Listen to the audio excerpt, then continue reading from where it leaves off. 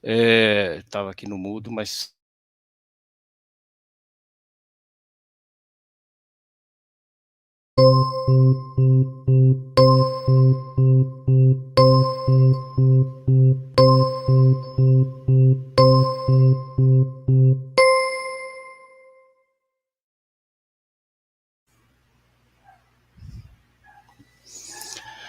Uma boa noite a todos. Quero dar as boas-vindas aos ouvintes, convidados, participantes, debatedores. Meu nome é Sérgio Leão, sou diretor de sustentabilidade do Instituto Brasileiro de Autorregulação no setor de infraestrutura, IBRIC. É uma honra estar aqui hoje, abrindo essa série de webinários que vamos discutir critério a todos. Portanto, uma boa tarde e agradeço aí a participação, dando início a esse evento que marca a nossa discussão do assunto nesse segundo semestre de 2021. Eu queria dizer que o IBRIC é uma entidade formada em outubro de 2019, portanto ainda jovem, reunindo um grupo de empresas e de entidades associadas que se dedicam ao tema da autorregulação, primeiramente com a perspectiva da integridade, da ética e da transparência, mas também com critérios de sustentabilidade, especificamente no tema de hoje, dos critérios de ESG. Então, nós vamos aqui discutir hoje e nos próximos, pelo Comitê Intersetorial de Sustentabilidade do IBRIC, os temas de ESG e os temas ligados à sustentabilidade. Mas temos uma agenda equivalente à integridade pelo Comitê de Integridade. O nosso Comitê Intersetorial é o promotor desse evento, e eu queria destacar essa agenda de trabalho nesse segundo semestre do comitê, que é formado por 6 membros, todos pertencentes a associadas do IBRIC. O coordenador é um dos participantes do nosso debate, Carlos Rossim, diretor técnico da Associada, que é o Sindicato das Empresas de Limpeza Urbana do Estado de São Paulo, CELUR. A coordenadora adjunta, Suzane Gomes, a gerente de desenvolvimento da associada Corpus Saneamento, e como membros do Comitê Intersetorial, Alexandre Sitvaras, diretor de novos negócios e ESG na associada Horizon Valorização de Resíduos, Diego Nicoletti, como diretor técnico na associada Solvi Participações, Daniele Marques, gerente de qualidade da associada Andrade Gutierrez Engenharia, e Fausto Flecha, gerente da área de auditoria interna na associada Mendes Júnior Trading e Engenharia. Esse grupo de trabalho, a que eu tenho a honra de acompanhar e servir como apoio da parte do IBRIC, é que organizou esse seminário e conduz a agenda de trabalho da ESG nesse segundo semestre. Então, nós vamos dar início ao nosso evento, mas eu queria dizer que, nesse evento, nós contamos com a participação de 3 especialistas de segmentos diferentes que trabalham juntamente ao setor de infraestrutura. O nosso objetivo, ao discutir a agenda ESG, é ouvir, trazer contribuições para que, ao final dessa jornada de ESG, nós tenhamos aí reunidos as condições de que o IBRIC irá, do ponto de vista da autorregulação, contribuir com os critérios de ESG para a infraestrutura. Então, nós estamos abrindo essa série de eventos com esse primeiro agora. Participam conosco hoje, na mesa de debates, 3 pessoas que, sob perspectivas diferentes, mas muito experientes e atuantes nesse segmento. A Agnes Gattai é superintendente de regulação na Agência Reguladora de Saneamento e Energia do Estado de São Paulo, ARCESP, desde 2016. Ela é engenheira química, formada pela Escola de Engenharia de Mauá, com MBA em Administração de Empresas pela FGV e especialização em Gestão Pública e Economia Urbana pela PUC de São Paulo. Dentre as atividades principais na ARCESP, que a Agnes desenvolve, estão o desenvolvimento de estudos técnicos, o acompanhamento de indicadores de desempenho e elaboração de textos normativos referentes à prestação de serviços, por meio de contratos de programa ou contratos de concessão de municípios no Estado de São Paulo. Antes da sua atuação na ARCESP, a Agnes atuou como consultora e gestora de projetos na iniciativa privada, principalmente ligada aos temas de saneamento e serviços de água e esgotos. Carlos Rossim, o nosso segundo debatedor, é engenheiro civil, formado pela Universidade de Maryland, e com mestrado em administração de empresas pela George Washington University. É também o coordenador, como eu disse, do nosso Comitê Intersetorial de Sustentabilidade. Ele possui mais de 20 anos de atuação profissional na área socioambiental, foi diretor responsável pela área de sustentabilidade da Pricewaterhouse, PwC Brasil, é membro da Comissão de Sustentabilidade do IBGC e da Comissão de Resíduos Sólidos da ABDIP. Foi conselheiro da Rede Brasil do Pacto Global da ONU e atua no setor de resíduos sólidos desde 2006, sendo diretor técnico de sustentabilidade do CELURB. E Carolina Learte é a terceira debatedora, aqui temos a honra aqui de juntar aos dois primeiros, lidera a prática de negócios sob a perspectiva do setor financeiro. Ela é a líder de negócios sustentáveis do Santander Brasil, que inclui a expansão da carteira de finanças sustentáveis e a manutenção da excelência do desempenho ESG do próprio Santander. Com 15 anos de experiência na área de negócios, operações e forte foco no setor financeiro, é formada em engenharia pela Escola Mackenzie, pós-graduada em gestão estratégica pela USP e possui especialização em liderança para a sustentabilidade pela University of Cambridge. Também foi professor em programas de pós-graduação e meio ambiente de sustentabilidade. Nos últimos 3 anos, o Santander aumentou fortemente sua carteira de finanças sustentáveis em mais de 10 vezes, atingindo 27 bilhões e inovando em mecanismos como empréstimos vinculados ao ESG, Transition Bonds, entre outros. Nós vamos dar início ao nosso debate, primeiramente com uma apresentação por cada um dos nossos debatedores, fazendo uma perspectiva, porque estão lidando sob segmentos diferentes. Mas nós queremos passar em seguida a questão do debate, ouvir o nosso público, perguntas, acolher aqui aquelas dúvidas e contribuições, porque, primeiramente, o objetivo desse seminário é escuta. Então, terá grande importância aí a participação do nosso público. Eu abro, então, essa sessão com a apresentação feita pela Agnes Gattai, que vai fazer a primeira abordagem sobre a perspectiva de regulação. Por favor, Agnes, prazer tê-la aqui conosco. Obrigada, Sérgio. Agradeço esse convite pela organização aí através do IBRIC. Cumprimento também o Carlos e a Carolina para dividir aqui nossos pontos de vista, nosso conhecimento sobre o tema e aprender juntos também. Vou compartilhar uma apresentação.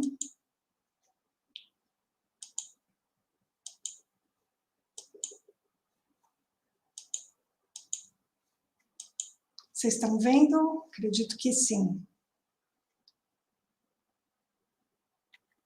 Agora já não vejo mais vocês, então eu vou dando sequência aqui.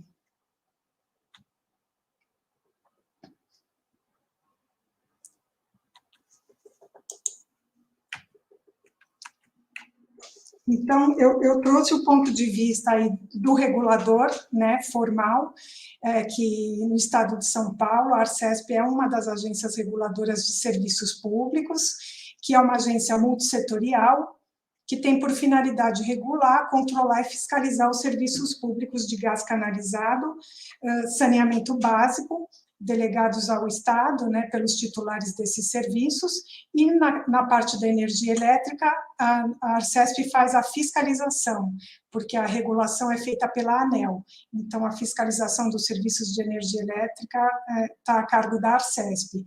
Então, para vocês terem uma ideia do que se faz hoje em termos de regulação e fiscalização desses 3 setores, no saneamento básico, são 5 prestadores de serviço, na parte de água e esgoto, como vocês podem ver aqui, e hoje nós já temos convênios de regulação com o setor de resíduos sólidos em alguns municípios de São Paulo, abarcando aí 348 municípios conveniados e praticamente 65% da população do estado que é atendida por esse conjunto de prestadores.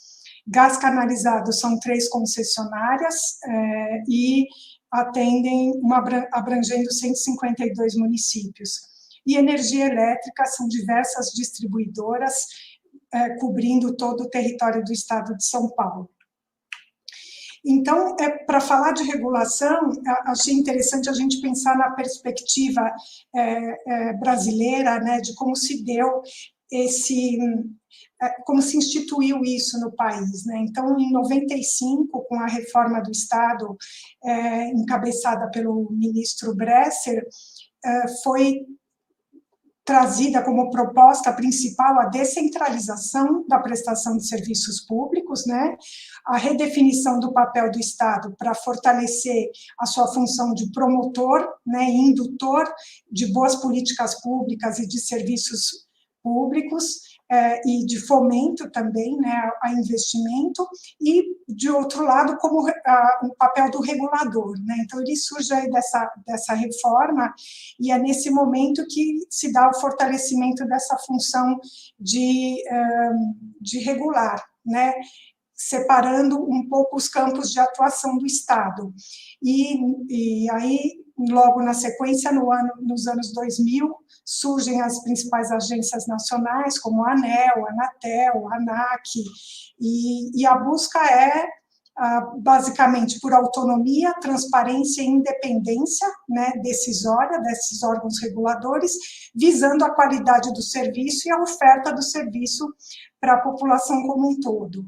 Então, a partir disso, né, é que depois, mais tarde, em 2010, para o setor de saneamento, o marco legal, né, a Lei 11.445, delineou ainda mais forte, né, o papel e o exercício da regulação para atender esses princípios, né, de independência decisória, incluindo essa autonomia administrativa, orçamentária e financeira, e o trabalho feito de forma transparente, técnico, com celeridade e objetividade das decisões. Então, eu acho que o setor, né, de saneamento, ele já tem esses princípios do ESG muito intrínsecos à própria atividade, e é isso que eu pretendo um pouco trazer aqui para o nosso debate. Começando, então, pela própria distinção dos papéis dos principais atores, né? Nós temos, por um lado, o titular do serviço, que é o município, que tem a vocação e a obrigação de fazer o planejamento desse serviço no longo prazo. Então, através de um instrumento chamado Plano Municipal, ele desenha, né, o que ele espera para aquele serviço, e isso deve ter aderência aos princípios ambientais, às questões territoriais e locais, às questões sociais, né, e o próprio projeto, né, de política pública que ele espera ali para aquele município. E é ele quem define de que forma esse serviço vai ser prestado. É de forma direta, indireta, é uma concessão, é um contrato, é uma licitação, ele vai delegar parte ou todo, né, de uma cadeia de serviços aí de água, esgoto e resíduos. Com isso surge o papel do prestador, que é quem de fato executa, né, e assume os riscos dessa execução através de um contrato, e quanto mais aderente esse contrato estiver ao plano municipal, maior a governança, né? Então aqui a gente já começa a falar de ESG, quando eu tenho a aderência da prestação do serviço àquilo que foi pensado como planejamento público, né? E o prestador, então, investe, opera e mantém as instalações e vai prestar o serviço de forma adequada. E esse adequado também abrange muita coisa, né? Porque ele também tem que estar submetido a uma sustentabilidade, não só técnica, mas também econômico-financeira. E o regulador, né, o regulador formal, é quem vai acompanhar a execução desse serviço, de forma a verificar se ele está aderente ao que o contrato previu e o que o plano e o planejamento municipal também previu, né?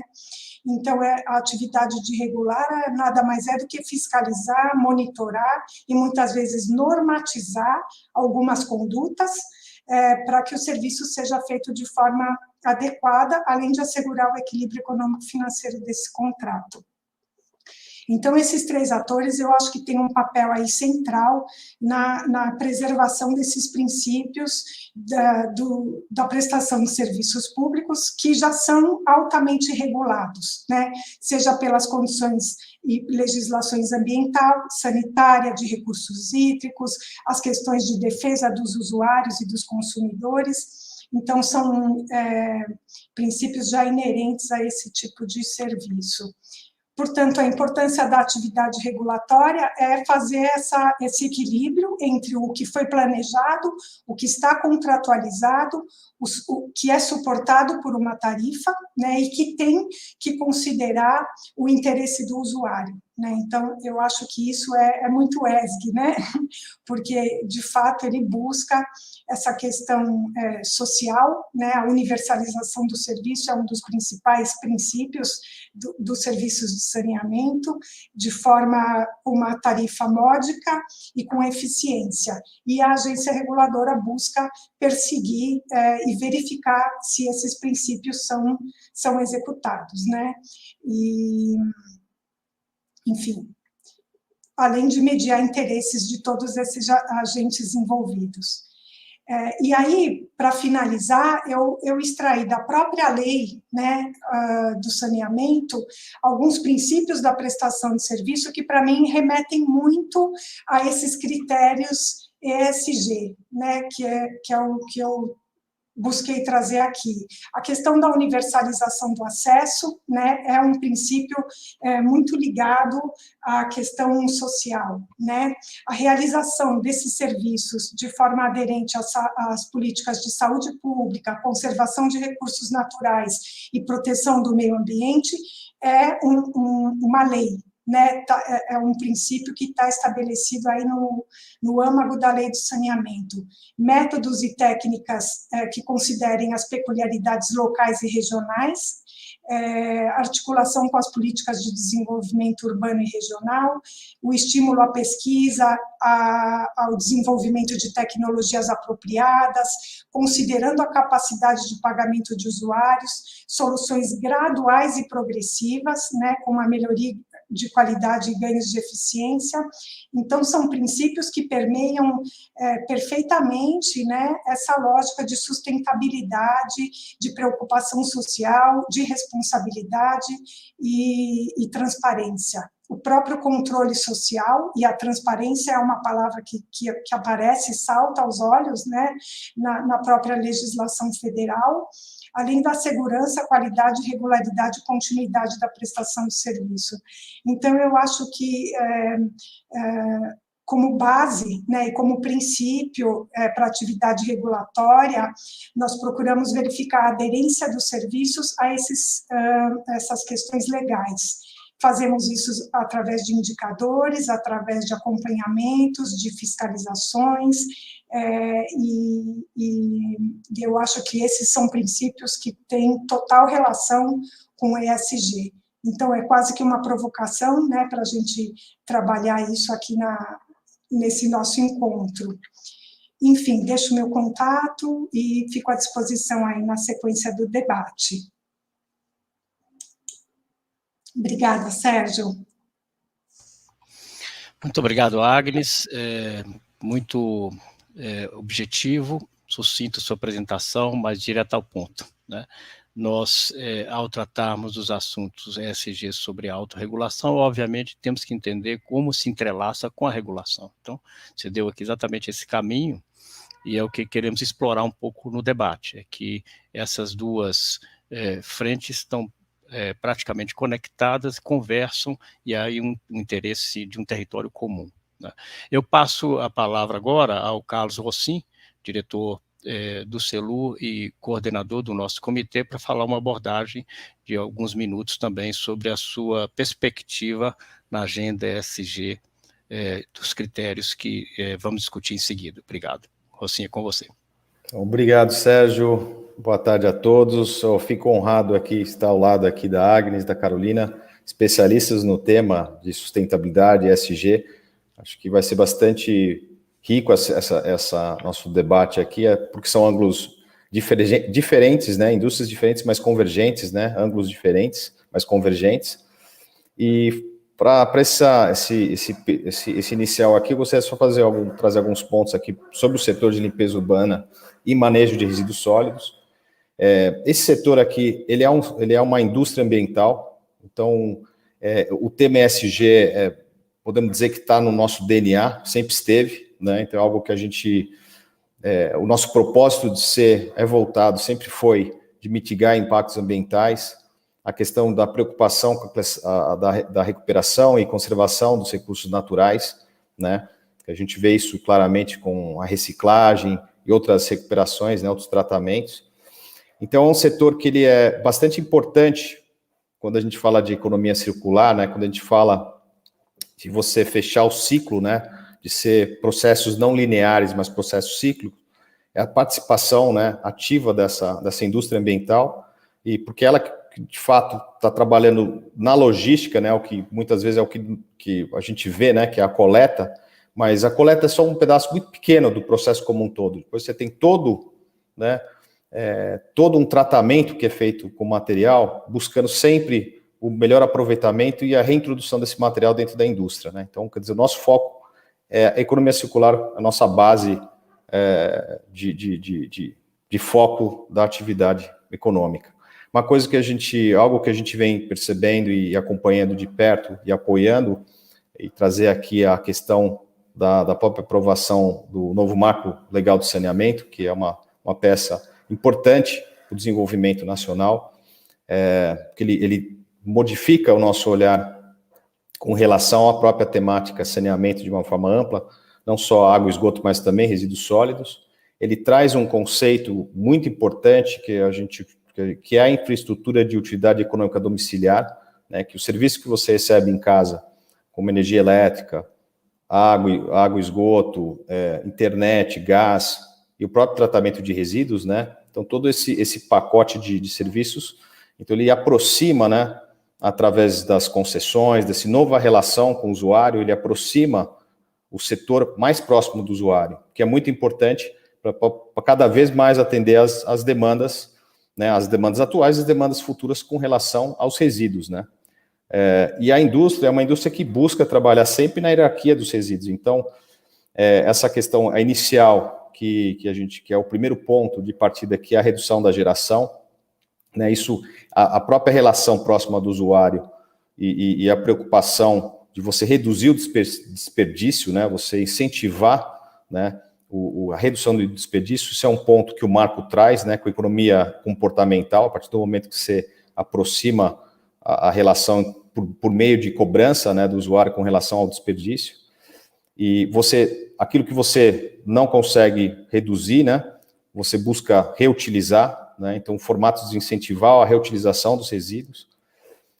Aquilo que você não consegue reutilizar, aí vem a reciclagem, que é um ponto muito importante. Isso também o novo marco traz fortemente, né, a partir do momento que incentiva as concessões, você tem investimentos extremamente necessários, né, para você poder construir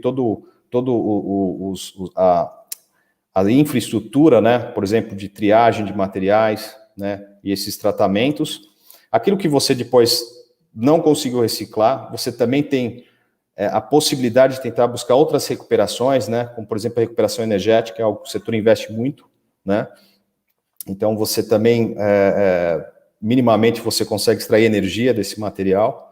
E, por fim, obviamente, aquilo que é rejeito, e é um ponto central, é uma preocupação que a gente tem, porque ainda no Brasil a gente tem mais aí de 3 mil lixões, né, vem reduzindo agora com o novo marco, esse valor vem sendo reduzido. No entanto, a gente ainda tem bastante a avançar nessa questão, né, e a questão dos lixões, ele é extremamente preocupante, por questões de impacto ambiental, né, emissões de gases, enfim, uma série de problemas. Então, aí é outro ponto de infraestrutura que a gente chama de linha de proteção, né, de você ter minimamente, você ter um local de descarte adequado, né, um aterro sanitário que capte o chorume, todo esse material que vai decompor, que vai gerar poluentes, você consegue captar isso e tratar, você recuperar os gases, que é um outro ponto importante com relação às emissões, né, então a captação desses gases, e a possibilidade de reutilização desses gases, né, para produção de energia ou para abastecimento de veículos, enfim, cocção de alimentos, e tem diversas outras aplicabilidades. Então, fico muito feliz de estar aqui participando desse webinar, juntamente, né, com o ângulo da regulação, do regulador, que é muito importante, né, a gente avançando nessa agenda de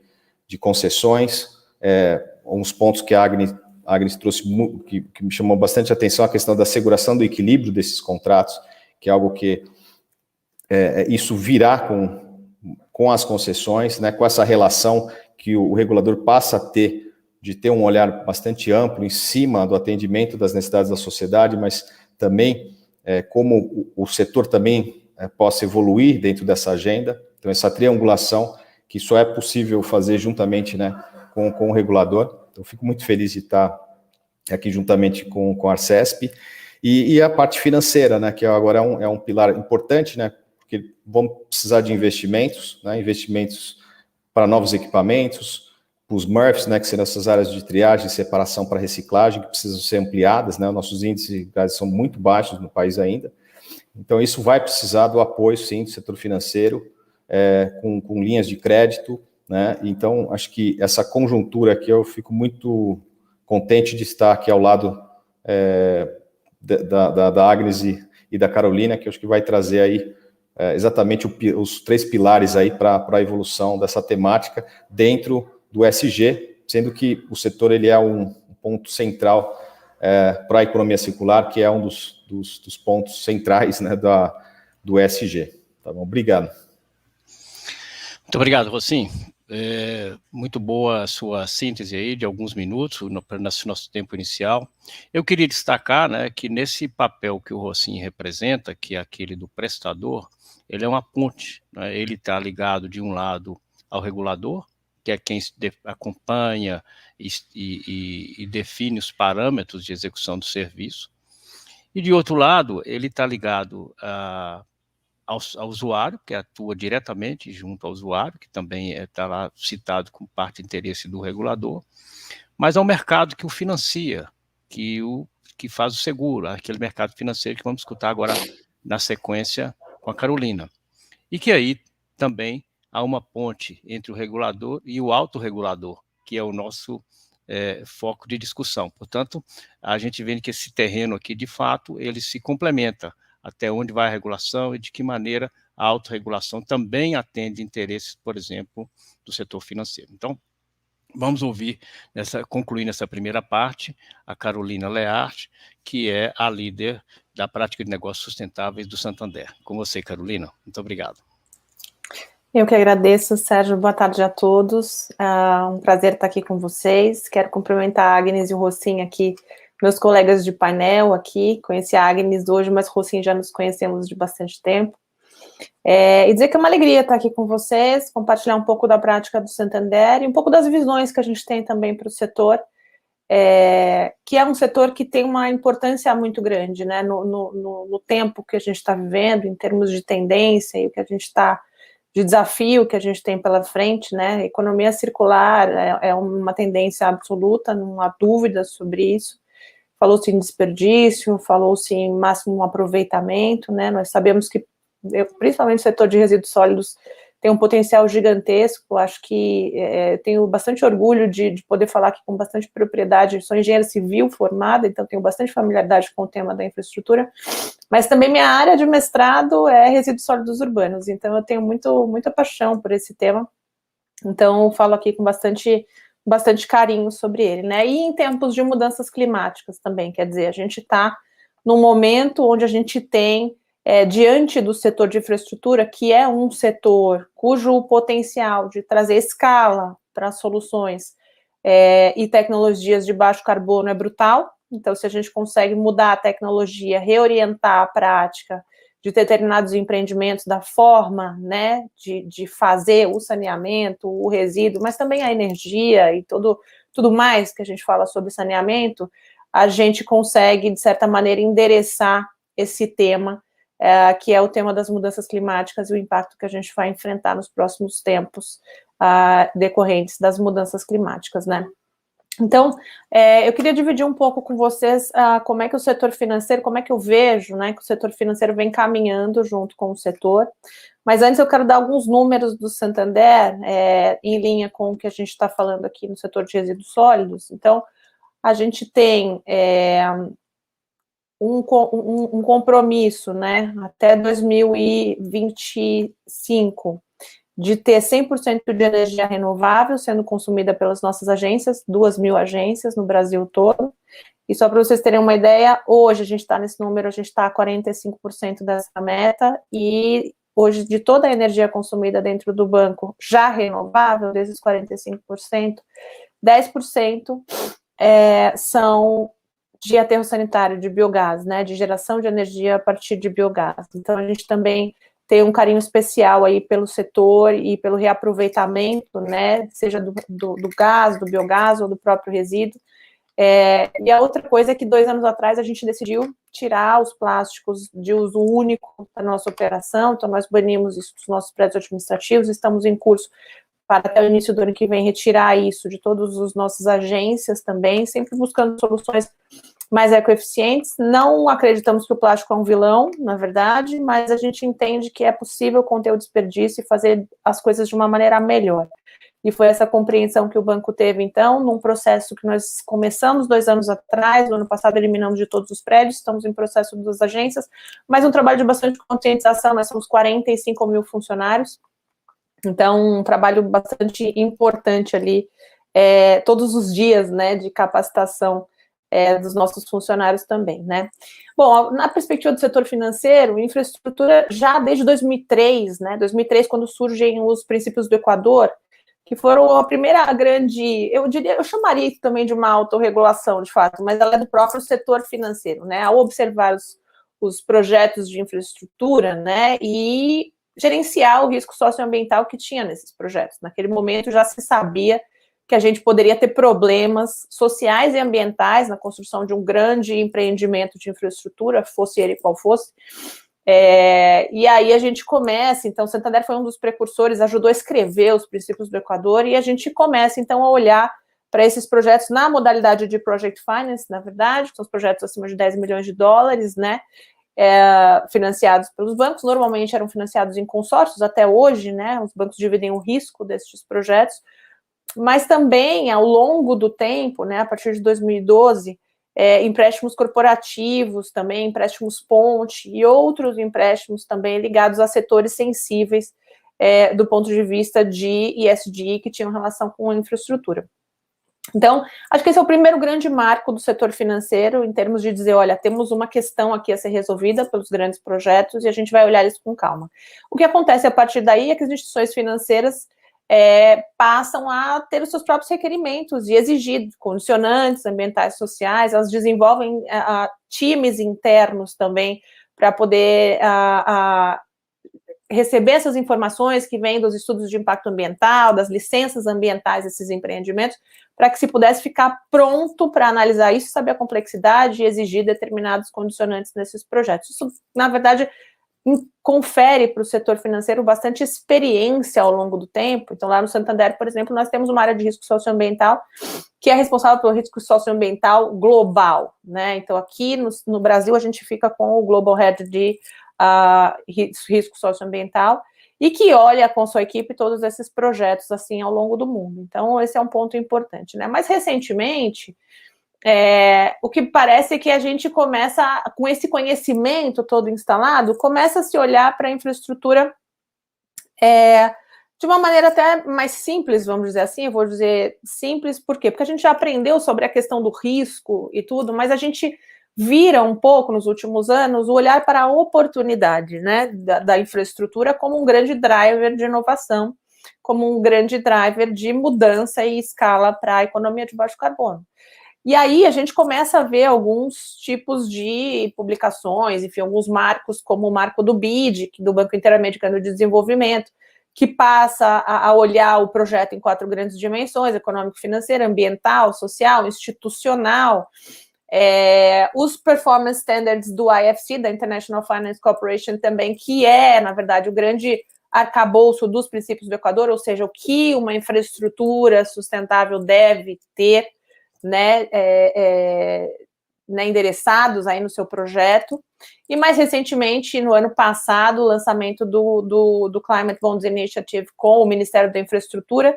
E aqui a ideia era, na verdade, olhar para os títulos verdes de infraestrutura que vão ao mercado e a gente está falando especificamente de infraestrutura de transportes, mas aqui é que cara tem uma emissão de bonds a mercado de um setor de infraestrutura de transportes e que tem que endereçar uma série de questões ligadas principalmente à questão de materiais, economia circular e mudanças climáticas.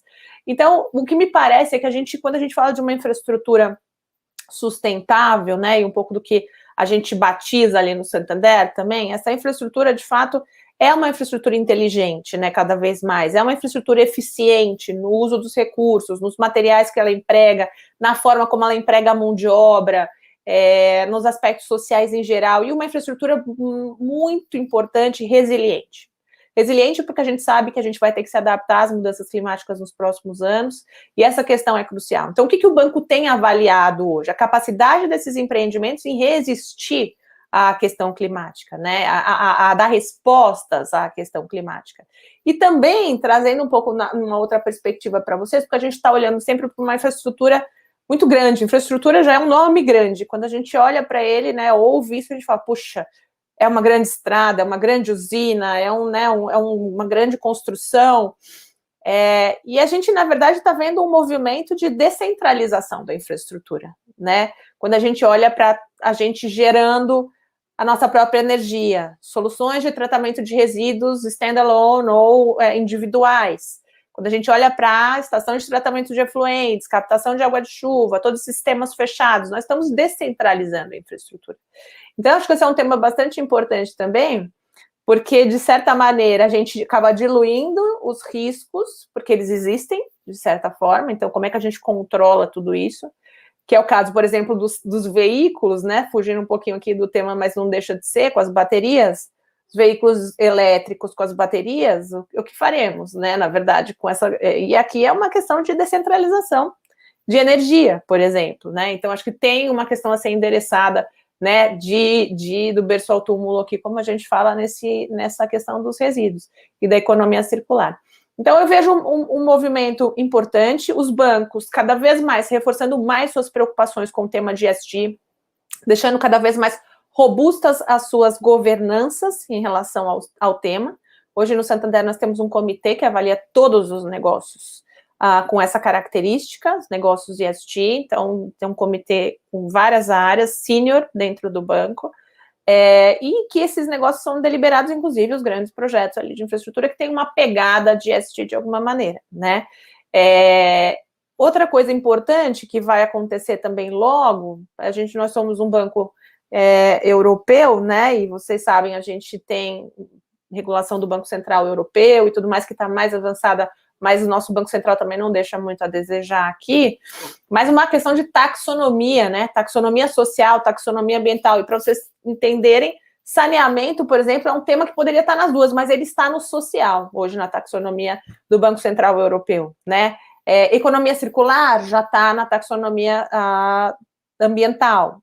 Então, assim, a gente também passa a ter novas ferramentas que nos balizam para poder financiar esses empreendimentos e alocar recursos, chamando estes recursos de ESG, porque do ponto de vista dos bancos também o outro lado aqui, porque eu como financiador dou recurso para o empreendedor aqui para construir, mas no caso os bancos também estão contabilizando o quanto que eles estão repassando para os negócios ESG, né? Quanto que eles estão fortalecendo aqui a economia, que é a economia green, que a gente chama, ou social green, enfim. E no ano passado o Santander fez 27 bilhões em negócios sustentáveis, né? Para eu chegar nesse número, mais importante ainda, eu consegui mostrar o que de fato eu estou financiando, aonde de fato, e taxonomia é um tema bastante importante. Então a gente tem se preocupado muito também, além de tudo, de todos os requerimentos de risco, e um olhar muito forte das oportunidades, até com uma agenda de net zero, porque o banco assumiu ser carbono neutro nas suas operações, nas suas carteiras de crédito, investimento e assessoria, até 2050 ser zero carbono, e aí vocês vão me perguntar, de fato, como é que a gente vai chegar lá, a gente ainda está realizando como a gente vai chegar lá, mas, na verdade, esta transição para os setores que também tem que virar a chave, né, e se descarbonizar, é muito uma função do banco de advisor, de uma agenda positiva, de conseguir incluir o mercado nessa questão. E, por fim, não posso deixar de dizer o potencial e o respeito que a gente tem pelo tema da infraestrutura no Brasil. Hoje, nós fomos, né, ao longo da nossa história, o principal financiador de energia renovável no país. Nós respondemos por 30% de todo o parque eólico, capacidade instalada eólica existente no Brasil. Somos líderes em financiamentos de energia solar. Depois do novo marco do saneamento, a gente lançou uma linha de 5 bi exclusiva para projetos de saneamento, fomos o primeiro banco para fazer isso, e muito mais. Então, acho que o Santander tem muito respeito, muito apetite para trabalhar com o tema de infraestrutura. Recentemente, fechamos aqui uma parceria com o IFC, com o Desenvolve São Paulo, para despoluir uma parte aqui do projeto do Pinheiros também, uma transação única também no setor até agora, e a gente quer fazer muito mais. Então, eu quero agradecer, Sérgio, a oportunidade de estar aqui com vocês, poder debater com os meus colegas aqui, e estou pronta aqui para o debate, tá bom? Muito obrigada. Obrigado, Carolina. Foi uma perspectiva muito rica, interessante. Recebemos aqui vários comentários, né, de como o webinar está trazendo, nessa junção de diferentes perspectivas, uma integração sob o olhar ESG. Né? E, sem dúvida nenhuma, é importante o que você citou do pioneirismo do setor financeiro. Né? Eu estava recordando há pouco que, em 2004, por iniciativa do então secretário-geral das Nações Unidas, Kofi Annan, ele convidou 55 instituições financeiras para apresentar aí um conjunto de recomendações a respeito do que passou -se a chamar ESG. Né? Então, foi uma publicação em 2004, e que teve 4 objetivos interessantes. Os mercados financeiros mais fortes e resilientes, contribuição ao desenvolvimento sustentável, conhecimento e envolvimento com stakeholders associados, ou seja, além daqueles imediatamente envolvidos, e melhoria da confiança nas instituições financeiras. Então, a partir dali desse documento, de 2003, os princípios do Equador, como você citou aí, foi também um marco importante. Há um setor caminhando à frente, adotando procedimentos, recomendações, muito balizado e com contribuições importantes, por exemplo, das multilaterais. Mas aí eu destaco novamente o segmento daqueles que, como setor financeiro, ele está se autorregulando, ele está caminhando à frente com princípios que ele está praticando. Né? Eu queria, então, passar a essa etapa agora dos debates, mas antes de abrir essa etapa, queria mencionar que eu quero dar as boas-vindas em nome do nosso diretor-presidente, o general Sérgio Etchegoia. Ele está nos acompanhando pelo YouTube, mas ele pediu que, como plateia, ele vai lá enviar suas contribuições, mas que eu aqui desse as boas-vindas aos nossos painelistas, agradecesse em nome do IBRIC. Então, eu faço isso, e a nossa diretoria também está participando, mas ele especificamente me pediu que transmitisse essa mensagem de agradecimento e já de recomendações pelo sucesso desse encontro. Então, o nosso momento agora é de ouvir também, de passar a questão do debate juntamente no painel aqui dos 3 participantes. Então, estamos falando aqui simultaneamente da Agnes, do Carlos Rossim, da Carolina, que vão subir aqui para a nossa mesa de debates virtual, não é isso? Bom, nós, ao discutirmos no nosso comitê, eu coloco aqui para vocês alguns pontos de reflexão e provocação. Nós queremos ouvir, mas também dando a partir daí. Um dos nossos temas no IBRIC é que ele é uma organização dedicada ao setor de infraestrutura, que, como a Carolina mencionou, ele é muito amplo, eles são segmentos, né, que se complementam, mas que têm sua identidade própria, e também de várias naturezas de empresas ali participantes associadas, pequenas, médias, grandes, assim como também de outras entidades que não são prestadoras, mas que são apoiadoras do segmento do setor de infraestrutura. E a ideia do IBRIC é caminhar com a autorregulação sem deixar ninguém para trás, não é que alguns ficam ali e outros vão caminhar. De que maneira, associada a esse porte, a gente pode melhorar e antecipar aquilo do ponto de vista dos riscos, como Carolina mencionou, a questão de um tratamento adequado, que isso repercuta em oportunidades, se possível, por exemplo, em menores ou em condições mais favoráveis de financiamento, ou que atraia investidores e que possa, por exemplo, resultar em modicidade tarifária também. Portanto, aí há uma conexão entre regulação e autorregulação. Eu queria a perspectiva de vocês sobre isso. Como que vocês veem, de que maneira, do ponto de vista dessa caminhada na trajetória ESG, a gente alinha as pequenas, médias e grandes de forma que elas estejam ali se preparando para esse novo momento da arrancada da infraestrutura. Não só porque ela está caminhando nesse sentido, mas pelas demandas, como a Carolina mencionou, especialmente no tema do clima. Então, nessa diversidade, o que o nosso comitê aqui chamou de vários Brasis dentro do Brasil, qual é a estratégia a ser seguida para a inclusão dessas nas perspectivas da ESG? Como é que vocês veem aí, de que maneira o setor pode caminhar como um todo, obviamente respeitando as diferenças do porte? Talvez aí começar por Rossim, Agnes e na sequência a Carolina. Obrigado. Obrigado, Sérgio. Eu acho que o que é interessante, observando, né, os movimentos socioambientais, e como já foi colocado aqui, eles acabam sendo, né, de certa maneira, já, né, esses movimentos, eles proporcionam já uma autorregulação, né, quer dizer, as empresas já estão no movimento de agendas que não necessariamente o processo legislativo tem velocidade de acompanhar. Então, é super importante, né, essas iniciativas, a autorregulação, as estruturas de autorregulação, para você já ir organizando, né, esses novos padrões, essas novas formas de trabalhar, de modo que quando chegar no momento de fato, formalizar isso numa legislação, numa política pública, isso já é quase que uma prática comum, né? Então, acho que o papel do IBRIC nessa conjuntura é muito importante, né? Você ter um local aí para se debater e trabalhar em cima da autorregulação. A questão da inclusão, né, de todos dentro dessa agenda ESG, e acho que esse é o grande desafio, esse é o grande ponto central, né, porque não basta as grandes empresas abordarem isso e depois você ter médias e pequenas empresas, ou toda a cadeia de valor fora dessa agenda, quer dizer, acaba não tendo eficácia, né, na implementação. O que modifica, eu acho, com a agenda ESG é que ela é uma agenda global, né? Então, assim, de imediato, assim, obviamente, as grandes empresas, ou por questões de acesso a capital, ou por obviamente, ser multinacionais, ela tem um primeiro acesso a essas novas normas, elas se organizam né, inicialmente. Agora, ela tem uma cadeia de valor, ela tem uma cadeia de fornecedores, ela tem outras empresas que se conectam a ela, né? Então, acho que aí é um ponto importante, é como você incentivar essa conexão, quer dizer, como é que se diferencia, né? Porque é uma questão, talvez, também de incentivos, de diferenciar os pequenos e médios que estão abordando essa agenda.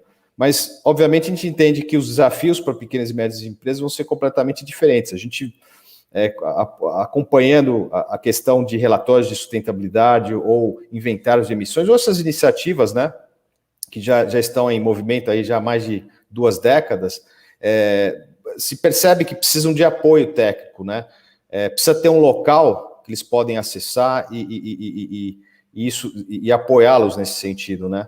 E eu acho que a iniciativa viu, Sérgio, do IBRIC, né, de você ter uma plataforma de que você possa acessar rapidamente informações, que você possa acessar as novas normas e que, obviamente, tenha o reconhecimento, né, e que isso esteja, obviamente, alinhado, né, com o setor financeiro, né, que esteja, que todas as normas e os formatos que estão sendo proporcionados para as pequenas e médias empresas também estejam, obviamente, de acordo com o alinhamento dessas linhas de financiamento internacionais que a Carolina apresentou aqui, né?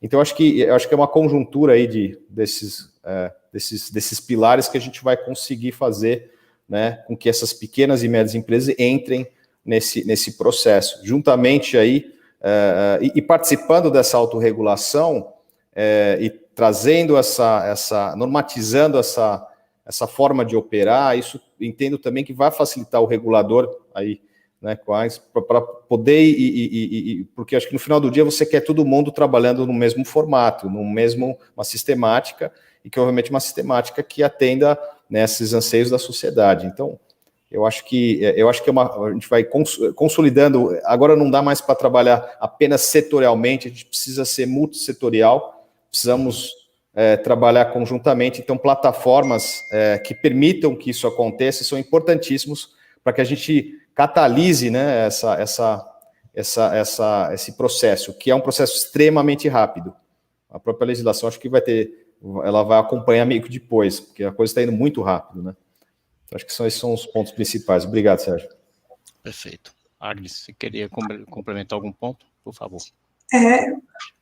Eu concordo com os comentários do Carlos, né, e acredito que, do ponto de vista da prestação de um serviço público, quando uma empresa se coloca nessa posição de participar de uma licitação ou de uma chamada pública, uma concessão para ser um ator, né, um prestador de serviço público, ele já tem que estar minimamente qualificado, né, em termos aí de estrutura organizacional e econômica e de expertise operacional, né, que o leve a assumir esses contratos, que podem ser através de uma lei 866 de mais curto prazo, mas a lei das concessões de mais longo prazo. Então, ele tem que ter um plano de negócios, né, um objetivo, um corpo técnico. Então, essas estruturações é que vão permitir, né, que ele atenda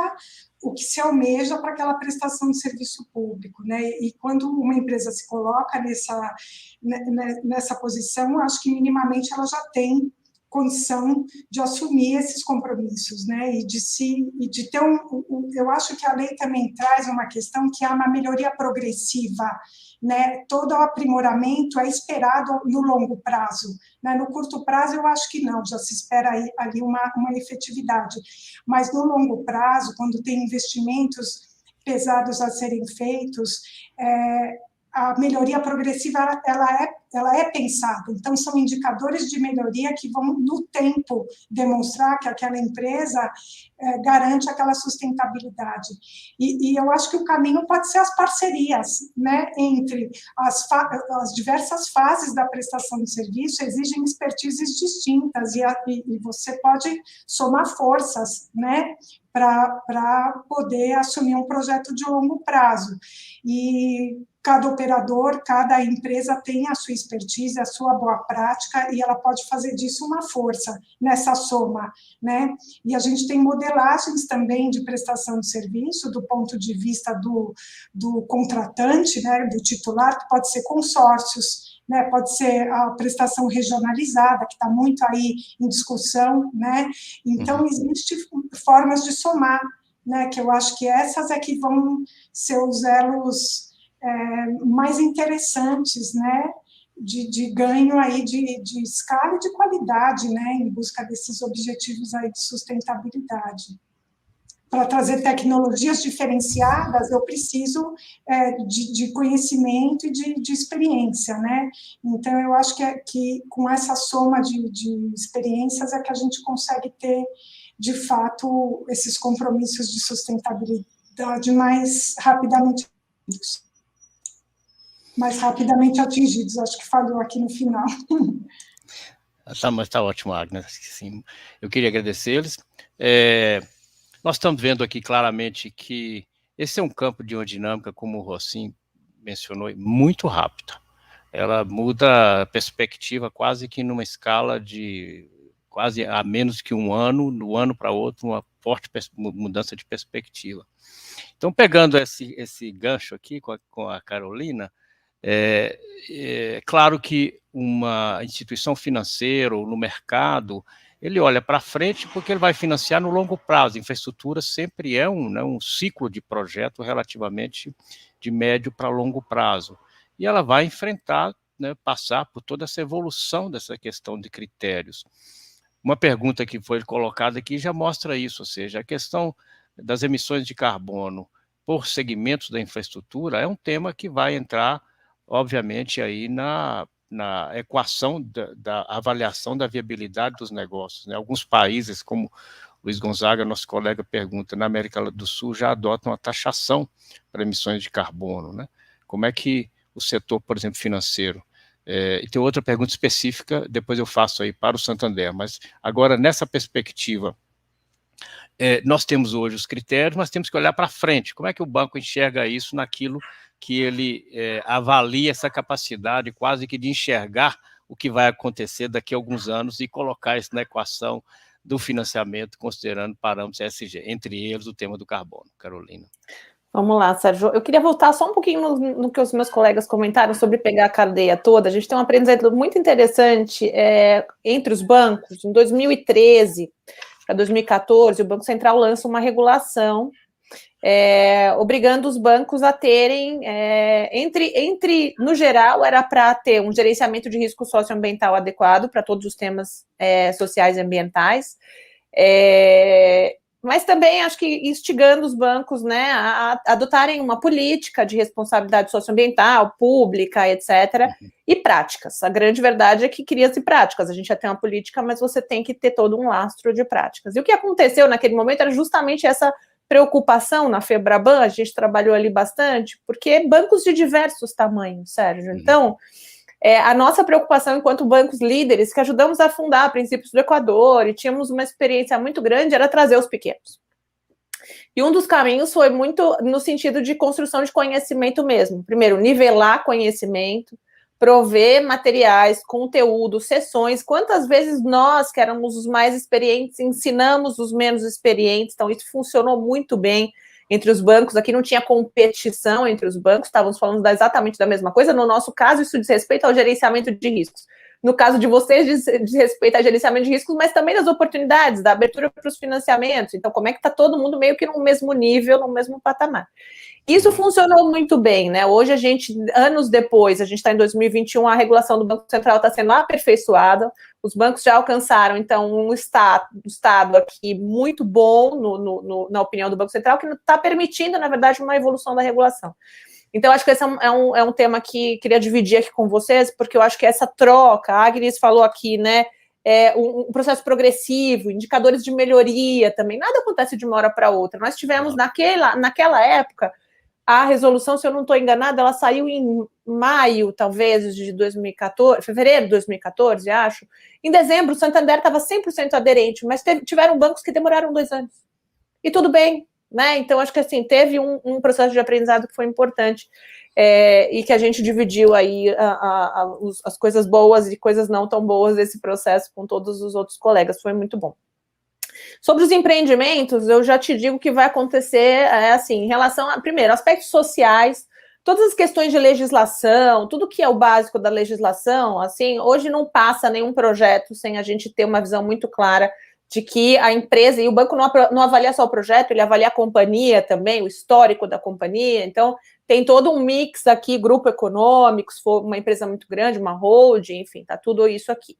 Em relação ao aspecto legal, né? Quando a gente fala, então, de boas práticas, a gente vai sempre analisar, então, as melhores referências do mercado e ver em que patamar que essas empresas estão também. E o projeto, em relação ao projeto, e especialmente em relação ao tema de carbono, porque agora está muito latente, análise, na verdade, de alternativas, né, de rotas para a implantação daquele projeto de menor carbono. Então, você chega para mim com um projeto e fala assim, olha, este projeto, eu vou perguntar para você, você analisou este projeto? Quanto de carbono que ele vai emitir ao longo do... vai emitir tanto. Quais foram as alternativas que você analisou e por que você não adotou práticas que tenham menor carbono ao longo do tempo?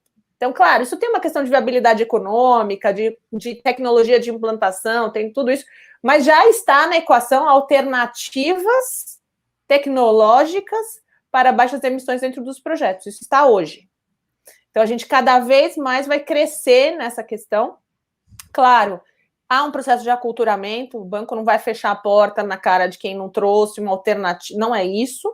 Mas, assim, nós estamos caminhando para um processo onde várias alternativas têm que ser estudadas, nas diferentes perspectivas, até locacionalmente falando, quando a gente fala de determinados tipos de empreendimentos. Eu acho que isso é clássico para hidrelétricas, por exemplo. Puxa, por que você vai colocar uma hidrelétrica no meio deste lugar aqui, onde você vai ter uma questão de população, vários impactos aqui, por que você não preferiu colocar do outro lugar aqui, né? Eu acho que a lógica é mais ou menos a mesma. Só que a diferença é que os projetos de infraestrutura, eu acho que, quando a gente falava das hidrelétricas, das estradas, eu acho que esse nível de complexidade muito alto, e a gente, na verdade, já tem meio que o problema conhecido, a gente já sabe onde é que vai dar problema, né? Só que estão surgindo outros tipos de infraestrutura, coisas novas, etc. E também são desafios aqui para o setor financeiro. Então, é mais ou menos essa cabeça aqui do setor financeiro hoje. Muito obrigado. Tem uma pergunta específica, Carolina, que eu vou aproveitar que você está com a mão na massa, do Michel Paz. Ele pergunta se o Santander tem um financiamento específico para a área de resíduos sólidos. Ui, desculpa. Eu tenho, Michel. Na verdade, o meu 5 bi de saneamento, ele é para o banco de atacado, para grandes projetos de saneamento e grandes projetos de tratamento de resíduos sólidos, tratamento e reaproveitamento de resíduos sólidos, tá? No banco de varejo, nas agências e para empresas menores, a gente tem outras linhas carimbadas, CDCs e outras linhas carimbadas para resíduos sólidos, que é um tema que se encaixa na nossa taxonomia ambiental. Então, a gente em geral, de ponta a ponta, desde o banco de varejo ao atacado, eu tenho condições diferenciadas para esses projetos de resíduos sólidos, sim. E eu estou à tua disposição. Se você precisar de mim, é só me mandar um e-mail. Muito obrigado. Foi bem objetivo aí, atendemos a isso. Uma preocupação que vem com frequência dos segmentos da infraestrutura é de que, embora as empresas demonstrem aí a intenção do conhecimento, de avançar e serem, de fato, bem avaliadas, elas têm receio de que, enquanto outras estão anunciando, não estão avançando bem. Então, eu queria que vocês comentassem isso, do ponto de vista de quem está ou regulando, ou acompanhando por dentro do setor, ou mesmo financiando, como é essa avaliação hoje? Ela, de fato, constitui uma preocupação, ou o segmento como um todo está se movendo? Porque há aquela percepção, claro, eu tenho que investir, eu vou ter que me preparar, tenho que me apresentar, mas eu não posso, eu não gostaria de estar competindo com aqueles que se rotularam, mas não fizeram. Como é que a gente saberia distinguir essa situação de um e de outro? Talvez aí começar pelo Rossim. Agnes, se tiver algum comentário, por favor, embora você saiba que você está na regulação, mas obviamente está atenta àquele que de fato está cumprindo fielmente. E do ponto de vista financeiro também, Carolina.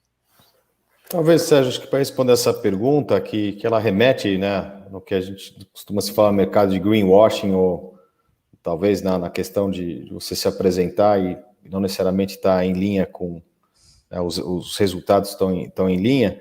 Eu acho que tem um ponto que a gente chama de a questão da materialidade. E eu acho que isso é um ponto importante, né, na hora de discutir a questão de ESG, porque, por exemplo, a gente tem um foco forte, né, existe um foco global em cima da questão do carbono. O carbono é emissão atmosférica, ele é um item de impacto ambiental, mas você tem outros, né? Uhum.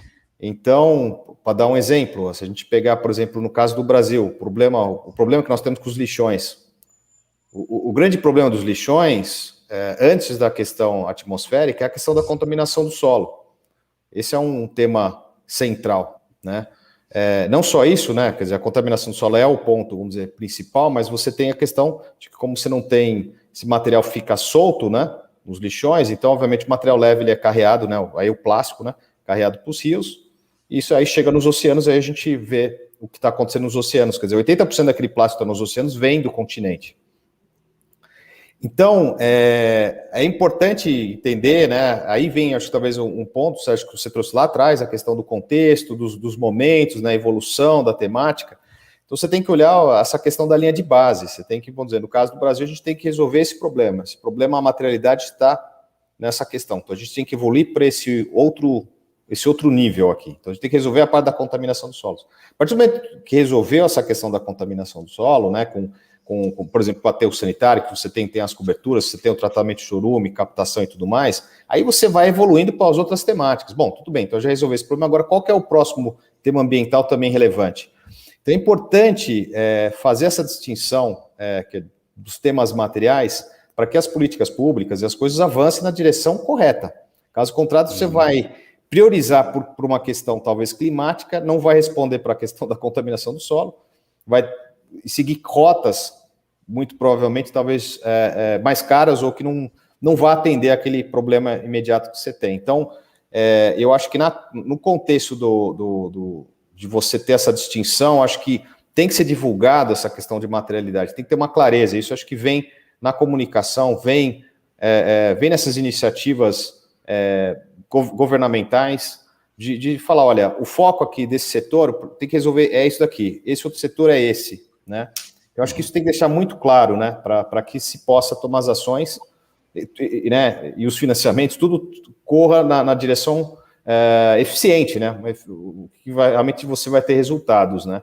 Eu acho que esse é um ponto importante, mas vem numa discussão mais aprofundada mesmo, de contextualizar mesmo a materialidade, e tem iniciativas, né, você tem, e eu acho que isso vem também pelo setor, cada setor ele também tem que ter uma voz ativa, né, de discutir e trazer isso a público, né, os temas, junto também com o governo, para ter um entendimento claro disso. Muitas vezes as pessoas até desconhecem quais são esses pontos importantes, né, sensíveis. Então, acho que mas eu acho que esse é o ponto de partida. Se a gente não acertar essa questão da materialidade, muito provavelmente as referências não são corretas e aí você acaba tendo esse tipo de informações ou desinformação que é bastante problemática aí para avançar nessa agenda. Excelente, eu acho que você abriu aqui um pouco mais do detalhe do que nós chamamos o molho local, né, do contexto local, né, embora a gente tenha, se você consultar aí, né, os provedores de serviços internacionais, um número de serviços muito qualificados de indicadores, mas diversidade entre eles, alguns apontam, às vezes, para o mesmo negócio, um nível intermediário, enquanto, por outro critério, está indicando um nível elevado. Então, havendo ali leituras distintas. E esse contexto local é preciso ser entendido, até porque, como diz aqui o nosso comitê, há vários Brasis dentro do Brasil. Então, como é que você faz essa leitura adaptada? É um pouco para isso que eu gostaria de ouvir a Agnes, do ponto de vista também da regulação, que nós estamos lidando, né, com empresas que atuam hoje no segmento nacional. É claro, você está falando sobre a perspectiva de São Paulo, mas temos que olhar que, né, essa evolução desejada é no campo nacional. E, para a Carolina, essa questão do ponto de vista tanto do contexto local, da materialidade, como isso é traduzido para uma leitura que faz sentido naquele caso, e também sobre o tema da dinâmica de tempo, ela está sendo muito rápida, e como isso é coadunado com o horizonte de tempo dos projetos. Então, talvez um pouco aí nós estamos aí com 20 minutos restantes para a gente debater um pouco sobre esses aspectos. Sim, Agnes. Bom, esse é o nosso trabalho, né, Sérgio? O trabalho da agência reguladora é o que a gente denomina de reduzir a assimetria de informações, né, de um mercado muitas vezes altamente especializado, né, um usuário às vezes pouco informado, né, e a prestação de serviço ela é traduzida de que forma, né? Então, o nosso trabalho é levantar os indicadores que de fato refletem a adequada prestação de serviço, ou seja, o que é eficiência, o que é qualidade do ponto de vista ambiental, sanitário e tecnológico, né? E o nosso termômetro são, sim, indicadores, rankings. O Brasil tem, né, bases de dados aí de saneamento, né, com indicadores que podem não ser confiáveis, mas tem uma base histórica, né? A confiabilidade depende de processos de auditoria, né, que a agência começa agora a tatear esse assunto. A princípio, é uma informação de boa-fé, né, do prestador em relação àquela prática, mas a gente já está avançando um pouquinho numa questão de auditoria para, de fato, ter uma credibilidade, né, do que se informa. E o nosso termômetro principal é o usuário, né? Eu acho que hoje o usuário tem diversos canais onde ele acessa a informação do ponto de vista dele, e eu acho que isso tem que ser muito bem tratado né, e a linguagem entre o prestador, o regulador e esse usuário, ela também tem que ser simplificada. E a gente recebe denúncias, questionamentos, a gente coleta um conjunto de manifestações, né, que o usuário tem junto ao prestador de serviço, então a gente entra nesse detalhe, né, para entender o nível de reclamação, o nível de resolução dessa reclamação, qual é a abrangência ou o que está mais no calor da discussão com o usuário, né, qual é o ponto sensível, e o próprio titular do serviço, as prefeituras, têm a sua percepção sobre aquela prestação de serviço. Às vezes, o que é doloroso para o prefeito não é, do ponto de vista regulatório, algo que precise ter alguma intervenção, né? Porque esse equilíbrio é que é também um dos nossos papéis, né? Nem sempre o nosso papel é agradar o usuário, ou o prestador, ou o titular, mas buscar que o serviço esteja equilibrado, né? É lógico que o usuário é a parte mais vulnerável, né, nesse jogo de forças. Então, a gente tende a dar um tratamento e um olhar mais especializado para o que ele traz como demanda, né? Mas o nosso trabalho acho que a próxima onda vai ser expor essas distintas formas de prestação de serviço através de indicadores, é o que a gente chama de regulação sunshine, que é uma regulação por exposição, onde eu mapeio a performance de alguns indicadores importantes e mostro isso num mapa publicamente, né? Comparando municípios, comparando prestadores, comparando desempenho, e eu acho que um dos nossos papéis é também traduzir informação e levar para quem interessa, né? Então, são esses os caminhos que a gente vem trilhando nessa direção.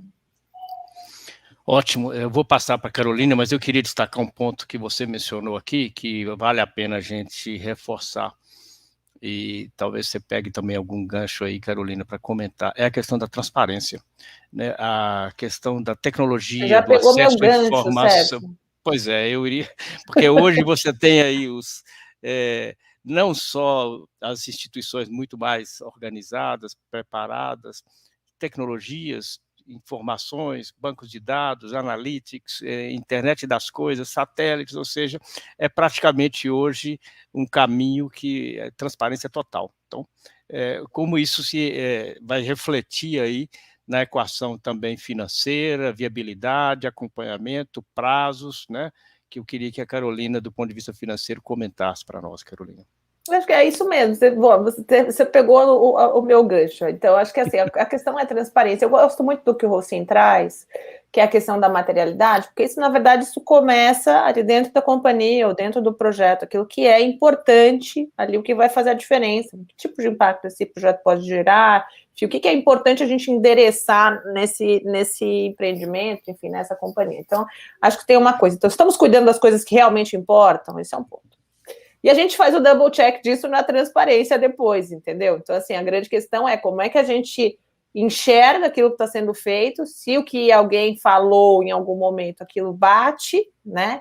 E eu gosto quando a Agnes fala, putz, nós vamos criar aqui um ambiente onde as pessoas vão ter a transparência e conseguir ver as informações aqui. A gente precisa cada vez mais disso. Eu acho que o mundo está caminhando muito para isso, né? Quando a gente olha para os grandes projetos, as grandes emissões, por exemplo, de projetos de infraestrutura, todos eles têm um second opinion, que é uma empresa à parte, né, uma consultoria que vem e endossa aquela determinada emissão, todas as intenções do projeto ali são públicas, né, então tudo isso é dado à transparência para que esse pessoal possa ser cobrado por aquilo que se comprometeu, né, Então eu acho que a gente está caminhando cada vez mais também sempre para uma dupla verificação, e vai ter sempre alguém buscando além do regulador, né, a gente já não está mais falando num nível de regulador, a gente está falando, né, muito mais do que o regulador.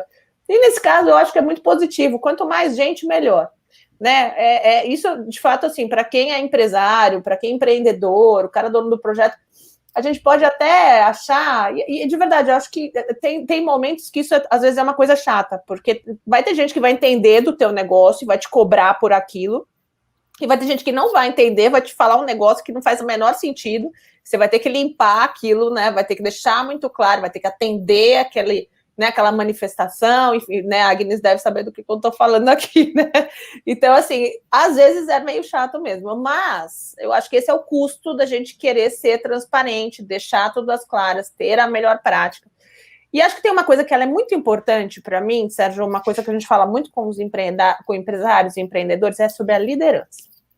Então, é assim, quando você quer liderar um negócio, você quer pegar para si e fazer acontecer, é inevitável que você seja percebido como líder em um determinado tempo. Aí, você vai construir essa liderança, mas você vai aparecer como líder. E eu acho que isso facilita as coisas, mais facilita do que pior. A gente vira um grande telhado de vidro. Mas a grande verdade é que a gente vai construindo também os tijolinhos das referências. E isso é bom, né? Porque, de certa maneira, a gente também vai se acostumando aqui a mostrar para o mercado aquilo que vale a pena, aquilo que é o jeito de fazer e tal. Então, eu também acho que instigo bastante, assim, o setor, assim, a querer liderar, a querer puxar a conversa, sabe? É isso, você fica menos sujeito a gente botando o dedo na sua cara e dizendo o que você tem que fazer, sabe? Legal, muito bom essa questão da transparência. Acho que esse aspecto da liderança é fundamental, porque, embora a gente discuta, né, Carolina, a questão de, por exemplo, sair na frente, etc., mas se você está construindo e está aprendendo, ou seja, aquele que sai na frente aprende mais rápido também, né? Então, eu acho que um ponto importante aí, na minha vida profissional, eu lembrava disso. Muitas vezes falava, mas vocês estão lidando e isso pode ser uma prática de mercado daqui a pouco. O importante não é isso, nós queremos evoluir, ou seja, o mercado está evoluindo e a gente está caminhando também. Se a gente estiver à frente dele, tanto melhor, que a gente está nos antecipando aí às mudanças que virão, né? Eu vi aqui, eu peço a Zambuja para me repassar algumas perguntas que chegaram aqui, talvez a gente pudesse completar, mas eu tenho um ponto que eu gostaria de ouvi-los. Trata de governança sob uma outra perspectiva. Nós temos vindo alguns segmentos de infraestrutura muito, hoje, ligados ao tema da licença social, né? Ou seja, para implantar aquele projeto, você vai ter que discutir amplamente com o entorno, com a sociedade, com a comunidade, e muitas vezes a comunidade é aquela que está distante, mas está interessada, então ela está participando. De que maneira você, como entidade ali, contribui também, não para a sua própria governança, que esse é um ponto pacífico que está no nosso ISD aí, mas a organização da governança na comunidade é um ponto importante. Ela endereça questões que, às vezes, você pode apoiar a estruturação daquela maturidade da discussão, trazendo perspectivas, porque a discussão sendo madura, mesmo que seja opositora, ela é mais construtiva do que simplesmente aquela que não é informada. Então, eu queria comentar aí sobre o papel também da governança na construção daquilo que é o seu relacionamento, seu cliente, seu stakeholder. Você quer ele informado porque você, de fato, quer que ele contribua. A crítica construtiva, quando ela é informada, ela contribui muito. Sob essa perspectiva, que é uma outra janela da governança. Aproveitando aqui o gancho, nós estamos aqui com 10 minutos, o Alexandre Baltar, nosso colega, uma pergunta para a Carolina, então vou arrematar aqui. Que lições você destacaria da aplicação de padrões de desempenho do UFC, a base utilizada pelos bancos signatários nos princípios do Equador, para a definição de parâmetros de autorregulação? Ou seja, como que isso aí poderia ser na autorregulação. E eu complemento essa pergunta com Carolina, você dizendo que esse espaço de discussão de aprendizado que aconteceu na FEBRABAN é, no fundo, um espaço que a autorregulação permite, né? Então, para puxar esse gancho. Então, vamos falar sobre o ponto de vista de governança um pouquinho, quem quiser, possivelmente, aí na roda, e Agnes, o Rossim, e essa pergunta para concluir aí sobre traduzindo para a autorregulação padrões como aqueles que são do IFC. Vamos lá. Então, acho que em relação ao UFC, primeiro, o UFC foi muito precursor, né? Desde o início, eu acho, com os performance standards, eles estão crescendo, né? Eles vêm mudando ao longo do tempo, mas eles são a grande referência. Posso destacar várias coisas, mas eu gosto muito de destacar o tema que você trouxe aqui das consultas públicas, na verdade, né, Sérgio? Que é um dos grandes temas ali dos performance standards, e tem vários ali, de novo, né? Vários encartes ali, mas eu acho que esse foi um tema para os bancos muito debatido. Eu acho que esse tema que você trouxe, porque assim, uma coisa é você ir lá na comunidade e apresentar seu projeto e reunir meia dúzia de pessoas e dizer que aquilo está legitimado, né? E a outra história aqui é como é que você envolve, você prepara, que é o que você está falando, né, Sérgio? Prepara a comunidade, você organiza aquelas pessoas para entenderem do que se está falando, que tipo de vou conviver com elas, né? Vou conviver com elas, exatamente. Então, assim, ali não é um dia, não é um mês, não é um ano, de novo, né? Eu acho que tem um período de implantação dessa infraestrutura, depois um período de operação dessa infraestrutura. Então, assim, é quase como se você casasse com essas pessoas e com essas comunidades uma vida, né? Exato. E eu acho que tem gente que faz isso muito bem aqui no Brasil, né? Acho que algumas empresas do setor papeleiro, algumas mineradoras são importantes, assim, eu acho que eu vejo com muito afinco, com um cuidado muito grande com essa questão das comunidades. Então, assim, poderia passar aqui a noite inteira falando de performance standards para vocês, mas eu acho que assim, eu destacaria muito esse tema, porque foi sempre um tema muito importante para o banco. Porque é daí que vem o problema dos grandes projetos de infraestrutura. Nós sabemos disso. Nós podemos ter alguma coisa mal calculada, mal dimensionada do ponto de vista ambiental, mas o que faz a diferença, leia-se pelos grandes projetos hidrelétricos da Amazônia, os últimos grandes projetos hidrelétricos da Amazônia, que custaram quase o dobro só por conta, né, dos impactos sociais aí que ocasionaram. Então, acho que esse é um tema importante.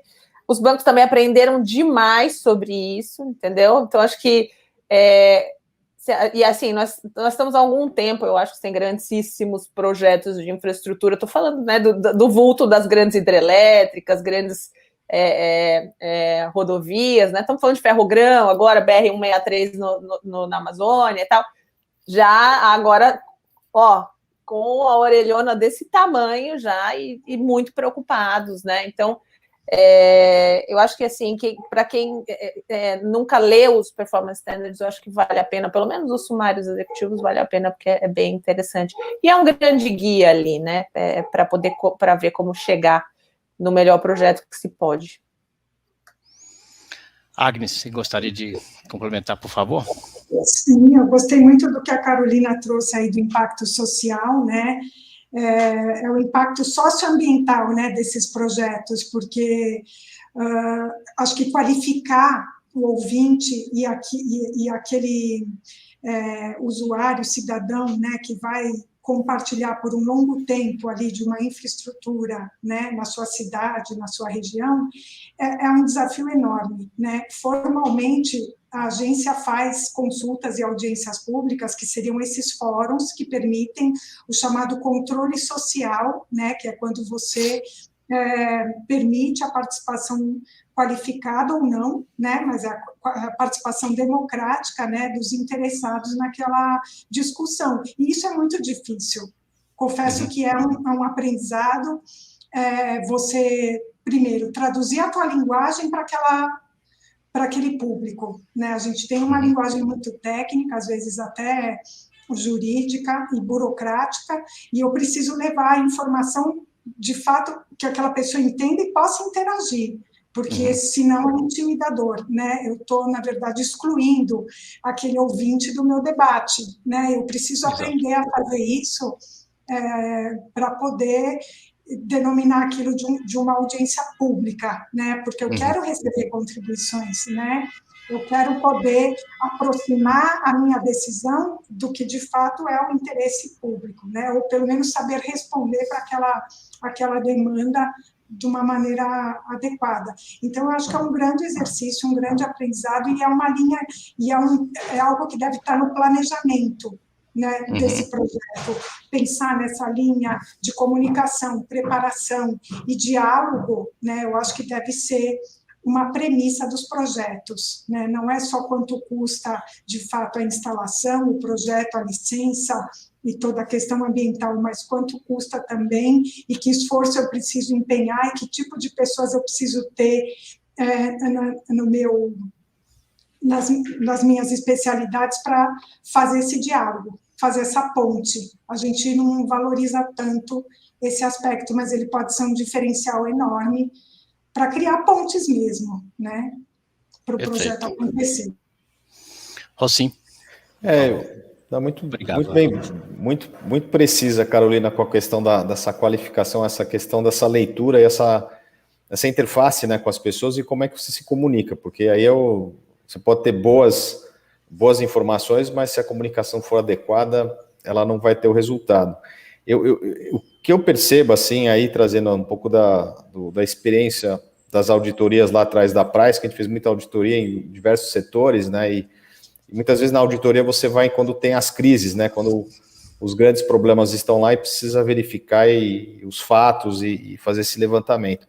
Mas eu acho que uma coisa que eu percebo que é um desafio, algo para ser trabalhado, que muitas vezes a gente faz toda análise de impacto, né? A gente muitas vezes vê mais o lado negativo do que o lado positivo das coisas, né? Então, eu acho que nessa parte de impacto, acho que a gente já está bem avançado, a parte negativa, então a gente consegue mais ou menos mapear quem vai ser impactado, qual vai ser o impacto, mas eu acho que a gente tem ainda uma dificuldade de comunicar a parte positiva, porque obviamente o desenvolvimento ele vai trazer impactos, mas vai trazer coisas positivas. E como é que você comunica isso, né?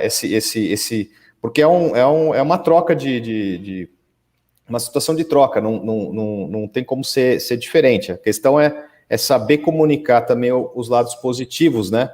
Desse desenvolvimento, dessa infraestrutura, porque o usuário direto é muito fácil, porque ele está lá, ele provavelmente vai receber boa parte dos benefícios.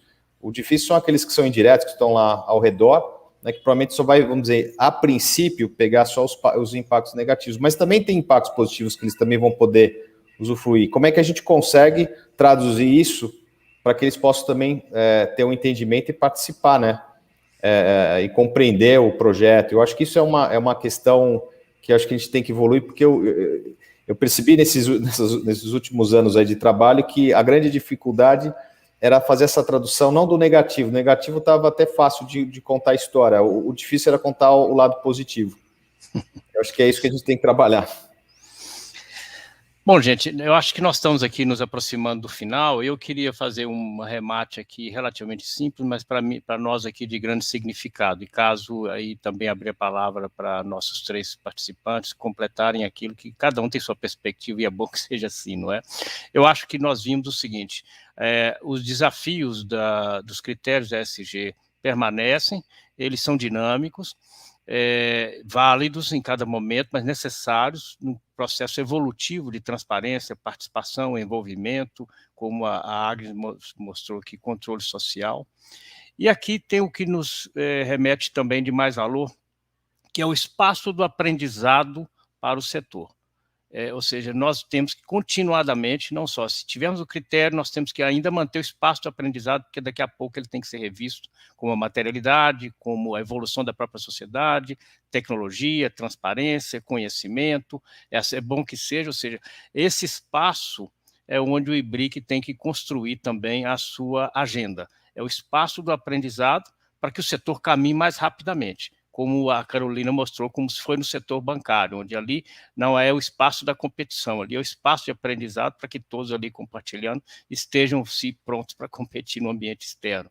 E aí sim, acho que é onde há uma perspectiva de manter esse espaço de aprendizado, até para acompanhar a dinâmica, porque se a gente não estiver atento a isso, a gente pode perder essa corrida com a ESG. Bom, eu queria agradecer e abro a palavra aí para concluir. Da minha parte, dizer boa noite aos nossos ouvintes. Caso queiram aí colocar perguntas, estamos à disposição no IBRIC, podem aí nos encaminhar e nós estaremos aí em próximas agendas também discutindo esse tema com outros segmentos, como aqui fizemos. Muito obrigado. Bom, deixa eu só agradecer aqui, bom, primeiramente o convite, agradecer aqui a Carolina e a Agnes, foi um prazer estar com vocês aqui, aprendi bastante aqui no debate, é muito interessante os diferentes, né, os ângulos que se complementam, né, nessa conversa sobre ESG, e eu acho que a gente tem aí outros caminhos, né, outras discussões aí para frente, né, Sérgio? Então acho que a gente vai evoluindo aí, e mais uma vez obrigado a todos aí pela oportunidade, pelo tempo de vocês. Obrigado. Agnes, por favor. Também agradeço, Sérgio, o convite, agradeço o Carlos e a Carolina, foi super interessante e desafiador, né? perceber que a gente precisa, de fato, ter uma flexibilidade para escutar, né, a percepção de outros atores, e eu acho que essa é uma ginástica, né, que o setor público precisa exercitar bastante, e eu me coloco aí também à disposição, né, para participar e ajudar a construir, né, arregaçar as mangas e construir esse cenário que permita a gente avançar bastante em termos de sustentabilidade, e foi muito prazeroso participar, agradeço essa oportunidade, deixo um abraço para todos que acompanharam com a gente. Carolina. Obrigada, Sérgio. Quero agradecer vocês, obrigada, Carlos, Rossini, aqui eu chamo de Rossini, mas assim, não dá para chamar Carlos, né, eu chamo Rossini. Agnes, obrigada, prazer conhecer você também. Olha, eu acho que o que a gente tem visto, né, o que eu tenho aprendido, acho que com os empresários, com o setor público também, é a necessidade da gente ver que há uma visão, né, por parte do empresário, por parte de quem está liderando aí também na esfera pública. Então, assim, mais do que ter a prática consolidada, pronta, a gente tem que ver que existe essa cabeça, ela está orientada para o lado certo. E o espaço de aprendizado, ele é contínuo, como vocês falaram. Então, assim, a gente também, na parte do Santander, fica à disposição aqui, no que a gente puder também para caminhar junto com o setor. Com o maior prazer, Sérgio, e dizer que está todo mundo junto, né? O mundo é um só, a gente precisa fazer isso daqui virar diferente, então a gente está caminhando junto aqui, tá bom? Super obrigada, e obrigada a todos também na audiência. Muito obrigado, em nome do IBRIC, né, da diretoria, nosso diretor-presidente acabou de me mandar aqui os nossos renovados agradecimentos, em nome do Comitê Intersetorial, que foi o organizador e que nos trouxe aqui os convites e a essência desse evento, muito obrigado aos membros desse comitê, e àqueles participantes que aqui também tiveram conosco. Então, muito obrigado, os demais estão no mute e eu agradeço aí, com uma boa noite a todos e até o nosso próximo encontro aí que anunciaremos em breve. Obrigado, uma boa noite.